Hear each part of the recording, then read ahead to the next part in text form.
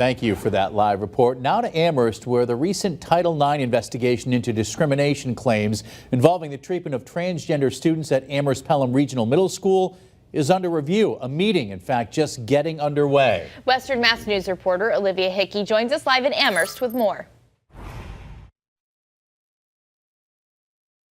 Chris, I'm told these Title IX subcommittee meetings have been happening twice a month. And during these subcommittee meetings, they go over the Title IX investigation report and discuss planning and the best way to move forward as a district.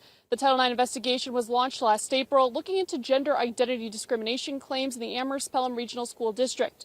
The final report was made public in November, concluding the district did not adequately address the claims.